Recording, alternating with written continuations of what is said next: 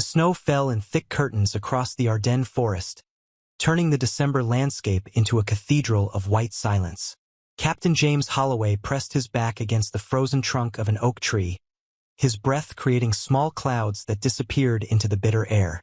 His hands, wrapped in wool gloves with the fingertips cut away, trembled as he clutched the field radio receiver. Static crackled through the line. Then a voice emerged, distant, urgent, afraid. "They're everywhere, Captain.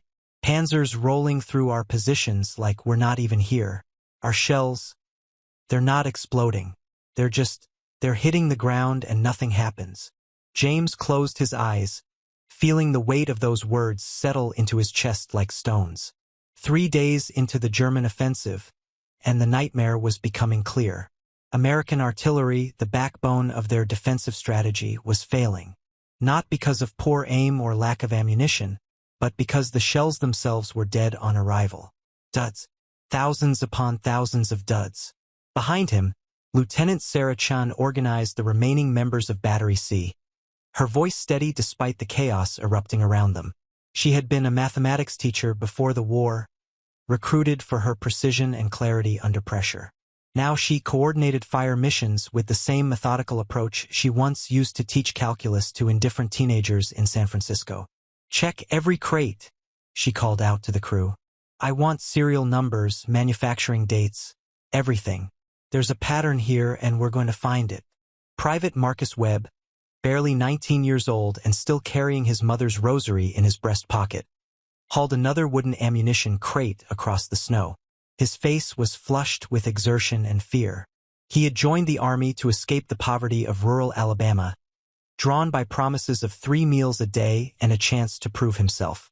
Now he found himself in the frozen hell of Belgium, surrounded by equipment that wouldn't work and an enemy that wouldn't stop. The artillery piece beside them, a 105mm howitzer they had nicknamed Eleanor, after someone's sweetheart back home, sat silent and impotent.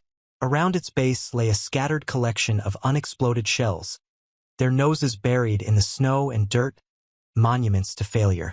Each one represented a German position left untouched, an advancing tank column allowed to proceed, American infantry left exposed and vulnerable. James opened his eyes and keyed the radio again. "Command, this is Battery C. We need answers about these fuses. The M48s aren't functioning. The failure rate is approaching 70%. We're essentially firing paperweights at the Germans." The response came after a long pause, filled with the electric hum of military bureaucracy trying to process catastrophe. "Battery C, hold position. Technical investigation teams are being dispatched. Continue selective fire on confirmed targets only. Conserve ammunition. Conserve ammunition." James wanted to laugh at the absurdity. They had mountains of ammunition, crates stacked 8 feet high in improvised depots all along the defensive line. What they didn't have was ammunition that worked. Sarah appeared at his elbow, her dark eyes reflecting the gray winter sky. In her gloved hand, she held a clipboard covered in neat columns of numbers. "I've been tracking the lot numbers," she said quietly. "The shells that are failing, they're all from the same production run. Late November, early December. A facility in New Jersey. 20,000 fuses, all marked G-rated for general use." "G-rated," James repeated, tasting the bureaucratic sterility of the term. Somewhere, in a warm factory thousands of miles from this frozen nightmare, someone had stamped those fuses with approval. Someone had signed papers certifying they met specifications. Someone had loaded them onto ships and sent them across the Atlantic, neat and organized and utterly worthless. The sound of distant explosions rolled across the forest, followed by the distinctive rumble of German artillery. The enemy had no such problems with their ordnance. Their shells screamed down with mechanical precision, tearing through American positions with devastating efficiency. James could hear screaming now, carried on the wind from positions to their east. Another breakthrough, another collapse. Marcus approached, his young face stricken.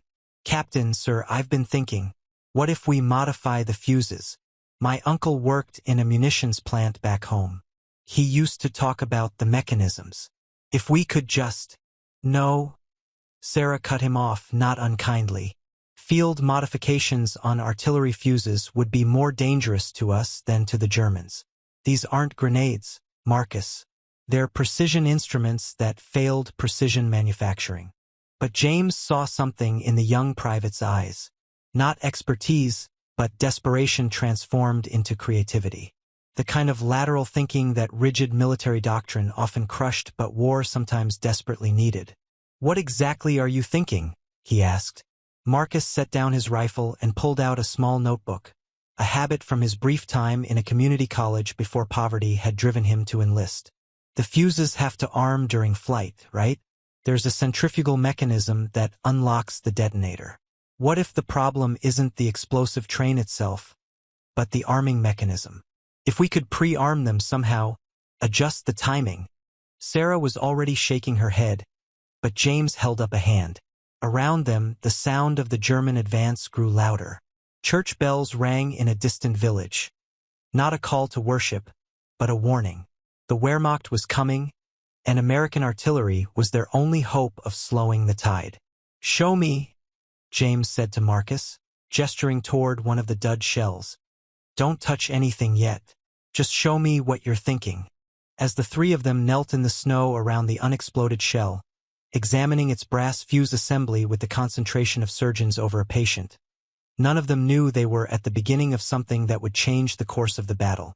They didn't know that word of their improvisation would spread along the defensive line like wildfire, that engineers and artillerymen would begin to whisper about the Holloway modification in the desperate hours ahead.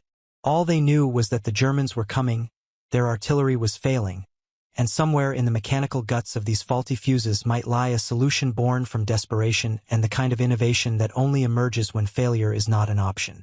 3 hours before the German offensive began, James Holloway had been drinking terrible coffee and reading a letter from his wife, Catherine. The letter was 3 weeks old, crinkled from being folded and unfolded countless times, and it smelled faintly of the lavender soap she made in their kitchen back in Ohio. She wrote about their daughter Emma's 5th birthday party, about the victory garden that had finally produced tomatoes, about the way the whole neighborhood gathered around the radio every evening to hear news from the front. "Emma asks about you every night," Catherine had written in her careful cursive. "She wants to know if soldiers get Christmas presents in the war. I told her that the best present you could get is knowing everyone at home is proud of you. I hope that's true, James. I hope you know." He had folded the letter carefully and tucked it back into his jacket pocket, right over his heart, before the first German shells began to fall. Now, examining the defective fuse mechanism with Marcus and Sarah, James found his mind drifting to those pre-war summers when he had worked in his father's hardware store in Columbus. His father, a veteran of the First War, had taught him that every mechanical problem had a logical solution if you were patient enough to understand the system. "Machines don't lie, son," he used to say while repairing a customer's broken lawn mower or carburetor. "They just tell you the truth about whether humans built them right." These fuses were telling a truth too, but it was a truth about haste and pressure, about factories pushed to manufacture weapons faster than safety protocols could keep pace. James had read about the production quotas, the way civilian plants had been converted to military use almost overnight. Someone somewhere had cut a corner, and now men were dying because of it. Sarah Chun had her own ghosts in this frozen forest. She had lost her younger brother at Pearl Harbor, a radioman on the Arizona who had gone down with his ship. For 2 years after that, she had tried to enlist, only to be turned away again and again because the military didn't want women in combat positions. It wasn't until the Army became desperate for officers with technical training that they had accepted her into artillery command school. Her students back in San Francisco used to complain about her exacting standards, the way she would mark papers with precise notations about every small error. But here, in this war, precision meant the difference between a shell that exploded on target and one that buried itself uselessly in the dirt. Her standards had never felt more necessary, or more impossible to maintain with equipment that had been manufactured without the rigor it demanded. She ran her gloved fingers along the brass casing of the fuse, feeling the threading, the smoothness of the metal. "The tolerance is off," she said quietly. "Feel this? The thread pitch isn't consistent. When these fuses spin during flight, The centrifugal force should move the arming pins into position. But if the threads bind even slightly, the mechanism doesn't complete its sequence. Marcus Webb listened with the intensity of someone whose life might depend on understanding. He had grown up taking apart everything in his family's sharecropper cabin.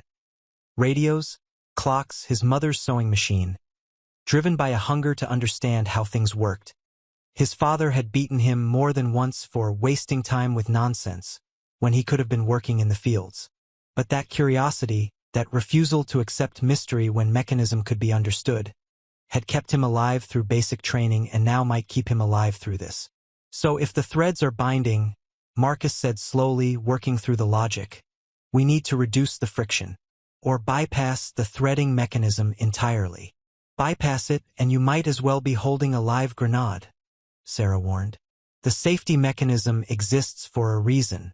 These shells are designed not to arm until they're safely away from the gun crew. But they're not arming at all, James interjected. So we're facing a choice between definitely ineffective weapons and potentially dangerous but possibly effective ones. Around them, the battle continued its grim mathematics. German forces pushed through weakly defended sectors. American infantry called desperately for artillery support that couldn't come. The snow continued to fall, beautiful and indifferent, covering the dead and dying in clean white shrouds. James thought about Emma, about her 5th birthday party with its paper decorations and rationed sugar cake. He thought about Catherine in their small house, listening to the radio every evening, waiting for news that might include his name. He thought about all the other Emmas and Catherines, all the families waiting back home, trusting that the men in the field would do whatever it took to win. "Get me Captain Rodriguez from Battery D," he said to the radio operator. "And find Lieutenant Kowalski from the Engineering Corps. If we're going to do this, we need more minds on the problem." As the word went out across the American defensive line, a strange thing began to happen. In foxholes and command posts, in artillery positions and supply depots, soldiers began examining the fuses that had failed them. They brought different expertise to the problem: peacetime mechanics and watchmakers, electricians and plumbers, men who had built houses and men who had fixed cars. The army had taken them from 1,000 different civilian lives and trained them all to follow the same procedures, use the same equipment, and fight the same war. But now the procedures weren't working, and the equipment was faulty, and the war wasn't going according to anyone's plan. So they did what Americans had always done when faced with broken systems: they improvised. In a barn 3 miles south of Bastogne, a former aerospace engineer named Thomas Park sketched diagrams showing how the arming mechanism could be manually preset before loading. In a frozen machine shop in a commandeered village, machinists began carefully shaving the threads on fuses to reduce friction. In Battery C's position, Marcus Webb wrapped a silk parachute cord around the fuse body with methodical precision, creating a buffer that would prevent binding. They worked through the night, through the German artillery fire, through the screams and explosions and the constant gnawing fear. They worked because giving up meant watching their friends die. They worked because somewhere back home, little girls were asking when their fathers would come home, and the only acceptable answer was when the war is over. Preparing and narrating this type of story took us long efforts and hard work. So if you are enjoying the story, please consider subscribing to our channel. And the war would never be over if their artillery remained silent. By dawn, 63 modified fuses had been prepared across the American defensive sector. At 0600 hours, with German panzers visible through the morning mist less than 2 miles away, Captain James Holloway made the decision that would define his military career and haunt his dreams for decades after. "Load 1 modified round," he ordered. "Target that road junction. If it works, we expand the modification program. If it fails, we're no worse off than we are now," Sarah finished. She had done the calculations 3 times, checking her work with the obsessive precision that had once frustrated her students. The theory was sound. The execution was desperate improvisation, but the theory was sound. Marcus Webb loaded the shell himself, his hands steadier than James would have expected. The private had written a letter home during the night, sealed it, and given it to the chaplain with instructions to mail it if he didn't survive the day. Now he worked with the calm focus of someone who had made peace with uncertainty.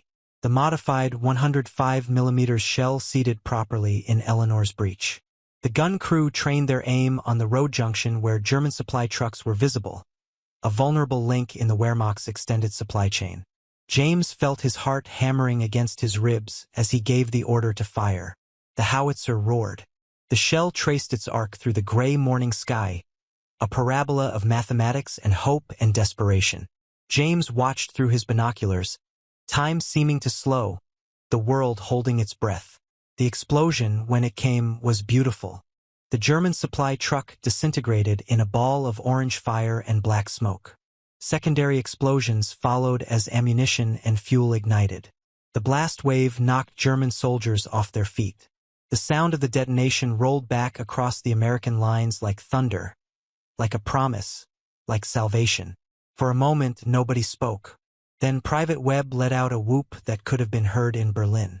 Sarah's face split into a grin that transformed her usually serious expression. Along the defensive line, soldiers who had witnessed the explosion began to cheer, the sound building and spreading like a wave breaking against the shore. "Load another," James ordered, his voice rough with emotion. "Modified fuses only. Let's show these bastards what American artillery can do when it actually works."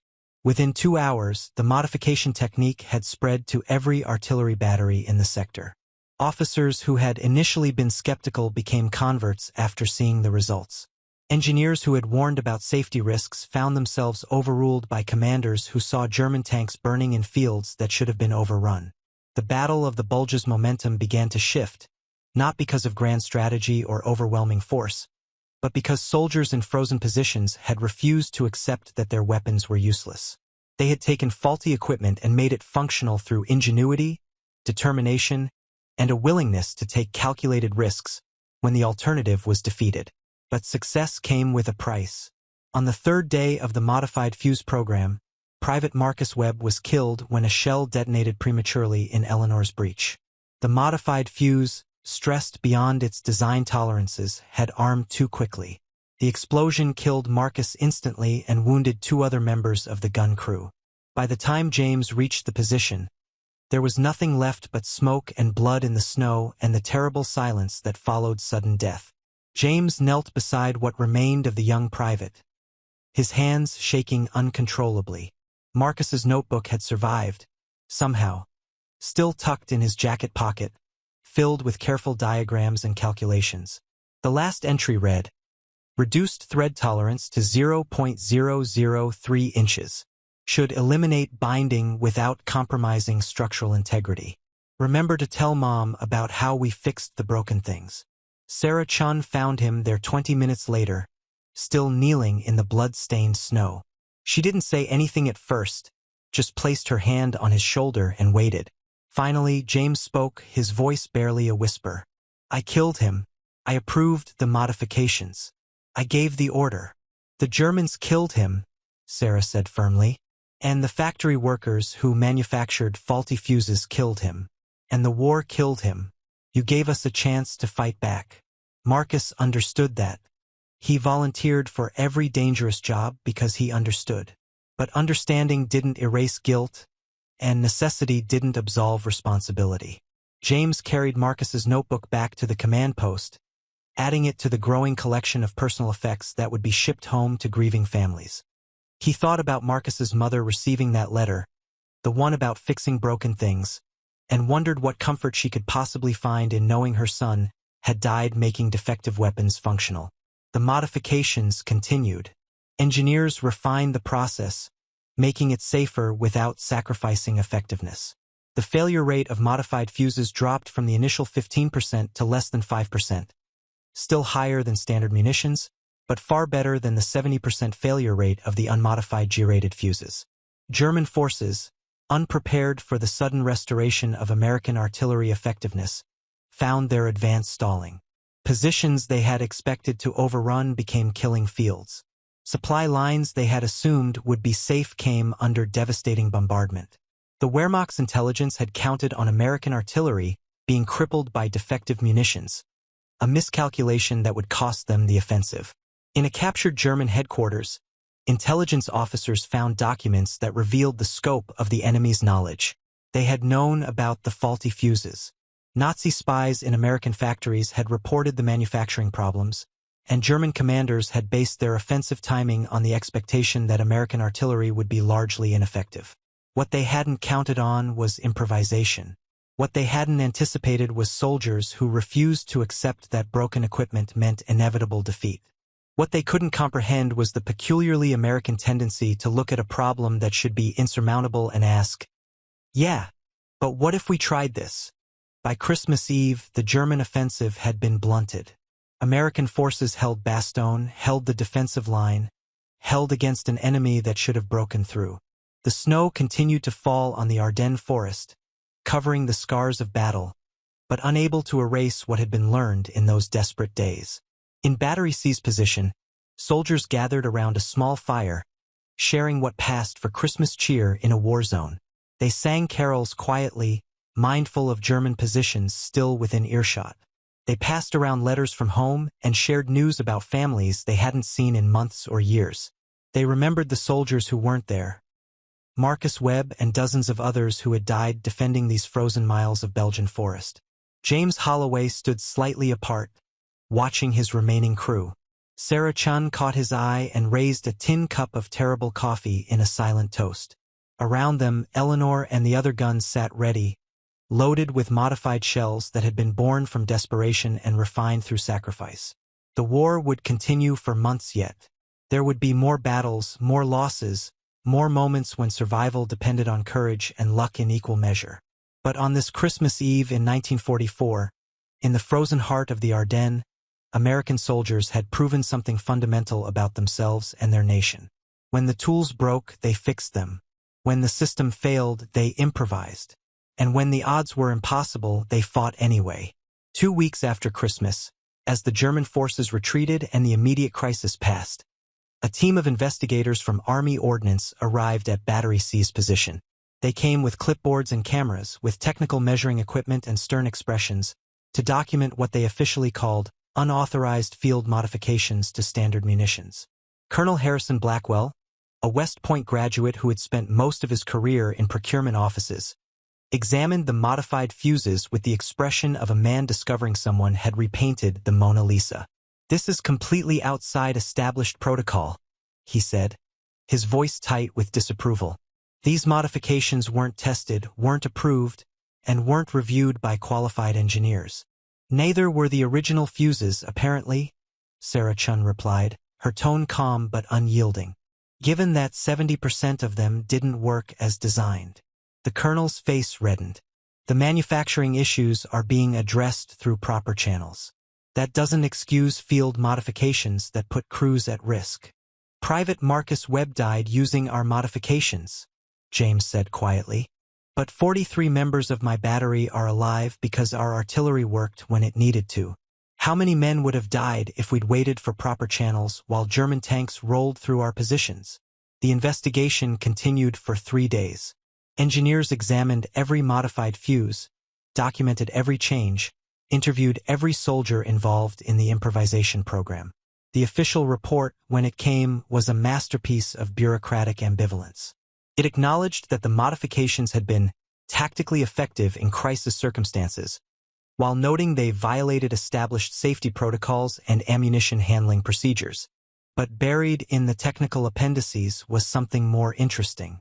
The engineers had discovered that the problems with the G-rated fuses went far beyond simple manufacturing defects. The factory in New Jersey had been running 3 shifts a day, 7 days a week, pushed to meet impossible production quotas. Quality control inspectors had been overruled by plant managers under pressure to deliver. Warning signs had been ignored, test failures had been explained away, and 20,000 defective fuses had been shipped to the front because the paperwork said they met specifications. 3 factory supervisors were eventually court-martialed for falsifying inspection records. The plant manager resigned. New quality control protocols were implemented across the entire ordnance production system. The scandal made headlines back home. Defective shells nearly cost American lives in Bulge battle and led to congressional hearings about war production oversight. But for the soldiers who had lived through those desperate December days, the vindication felt hollow. Marcus Webb was still dead. So were the dozens of other artillerymen who had died during the brief period when modified fuses were refined through trial and error. No amount of congressional testimony or military medals could bring them back. James Holloway received the Silver Star for his leadership during the crisis.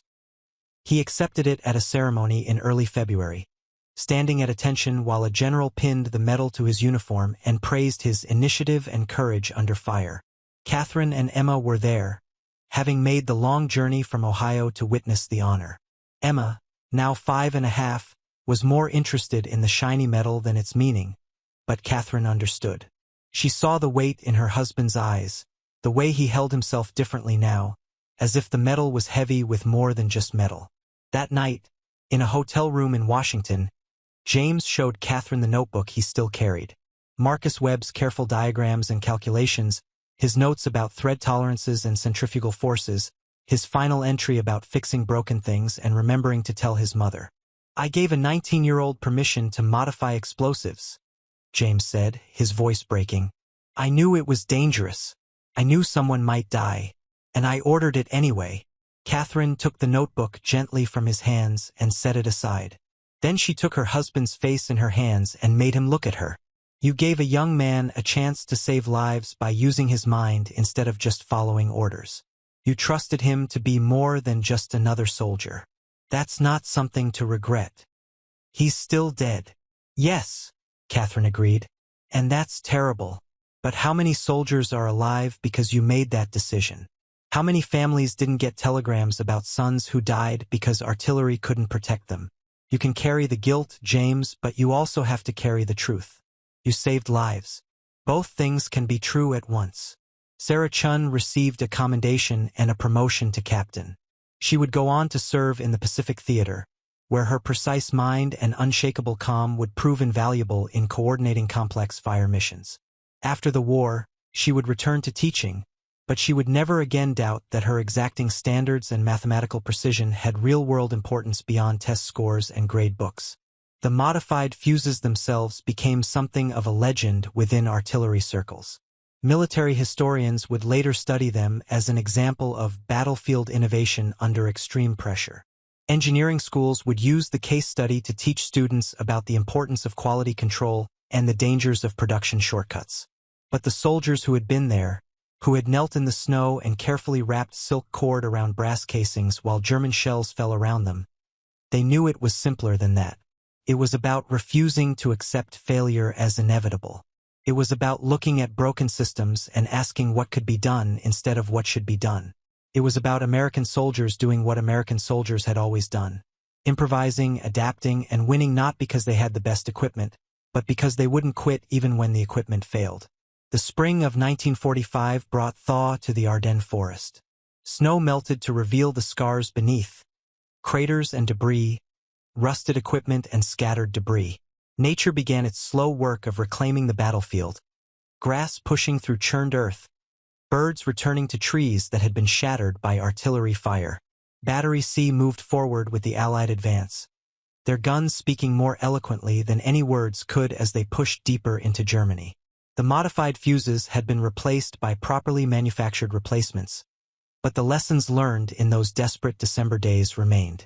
Soldiers who had been part of the improvisation program carried that experience with them, a confidence born from knowing they could solve problems that seemed unsolvable.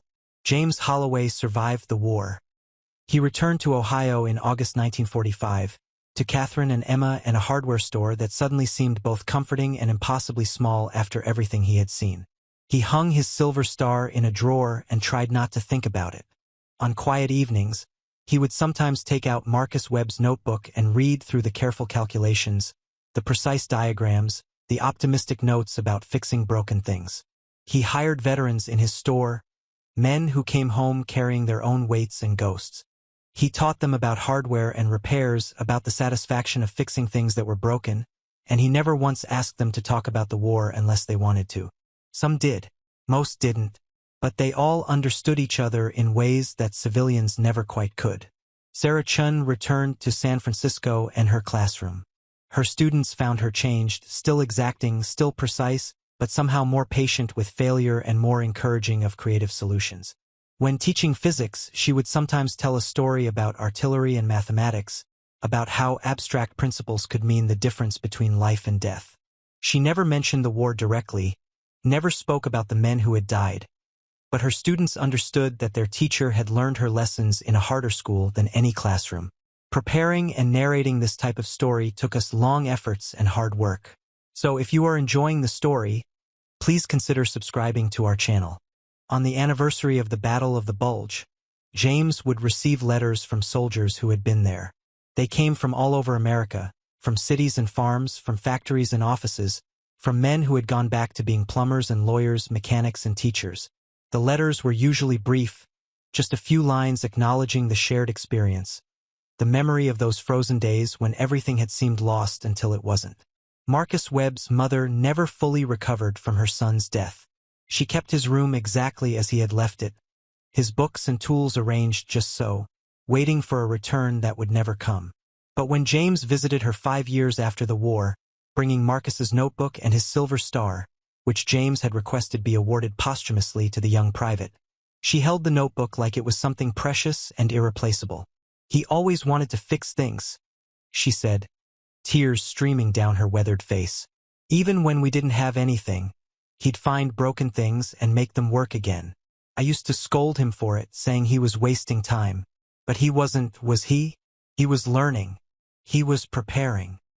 "He saved lives, ma'am," James said simply. "His intelligence and courage saved lives. I'm sorry I couldn't save him."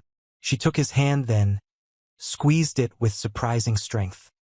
"He died doing what he loved, solving problems, fixing broken things, helping people. That's not nothing, Captain. That's everything." The Army never officially adopted the field modification procedures, but the principles behind them influenced artillery development for decades. Engineers designing new fuse mechanisms remembered the lessons of the Ardennes, that elegant complexity was worthless if it wasn't also robust, that manufacturing tolerances mattered, that weapons designed by people in warm offices had to work in the hands of soldiers in frozen forests. The factory in New Jersey, after its scandal and reforms, became one of the most reliable munitions producers in the country. Quality control inspectors there used the story of the G-rated fuses as a cautionary tale, a reminder that every shortcut taken, every corner cut, every inspection skipped could mean soldiers dying on distant battlefields. The production line workers knew their products weren't just metal and explosive. They were trusted, manufactured, and shipped overseas, held in the hands of young men who deserved equipment that worked. On Christmas Eve, 1950, James Holloway stood in his backyard in Ohio, watching snow fall through the darkness. Emma was 10 now, and inside the house, Catherine was reading her a story by the Christmas tree. James held a cup of coffee, much better than the terrible stuff they'd had during the war, and thought about another Christmas Eve, another snowfall in a Belgian forest a lifetime ago. He thought about Marcus Webb, who had been 19 and brilliant and dead before he turned 20. He thought about all the young men who had knelt in the snow and modified artillery fuses with frozen fingers and desperate hope. He thought about the peculiar mathematics of war, where ingenuity could matter more than firepower, where refusing to quit could change history. The snow continued to fall, beautiful and peaceful, and James allowed himself something he rarely did, a moment of pride. Not for the killing, never for that, but for the solving, for the refusal to accept defeat, for the particularly American stubbornness that looked at impossible problems and asked, "What if we tried this?" 60 years after the Battle of the Bulge, in a small museum in Belgium dedicated to the battle's memory, a glass case holds 3 objects: a defective G-rated artillery fuse, a modified fuse wrapped in silk parachute cord, and Marcus Webb's notebook, open to the page with his final entry about fixing broken things. Visitors pause at this display, reading the placard that tells the story of American soldiers who refused to let defective equipment define their defeat. Tour guides speak about innovation and desperation, about the narrow margin between victory and disaster. But most of the visitors, especially the younger ones, miss the deeper lesson. It wasn't just about fixing fuses. It was about a fundamental American characteristic, the belief that broken systems could be repaired, that established procedures could be questioned, that authority could be challenged when it was wrong. Marcus Webb had grown up in poverty. Sarah Chun had fought bureaucracy to serve her country. James Holloway had been an ordinary hardware store owner. None of them had been powerful in the traditional sense. But when the system failed, they refused to accept failure as final. They had improvised, experimented, taken risks, and ultimately prevailed not because they had superior weapons or overwhelming force, but because they had the audacity to believe problems could be solved if you thought hard enough and tried boldly enough. James Holloway died in 1987, Catherine holding his hand in their bedroom in Ohio. His last words were about fixing things, a request for someone to repair the back gate that had been squeaking for weeks. Emma, 52 now and a mechanical engineer herself, smiled through her tears and promised she would fix it. She understood what her father really meant.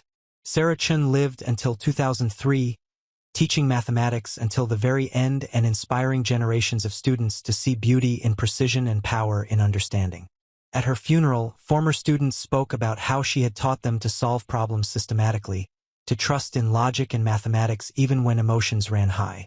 They didn't know about the Ardennes, about frozen forests and defective fuses, but they had absorbed her lessons nonetheless. Marcus Webb's mother outlived them both, dying at 97 in a nursing home in Alabama, still clutching her son's rosary.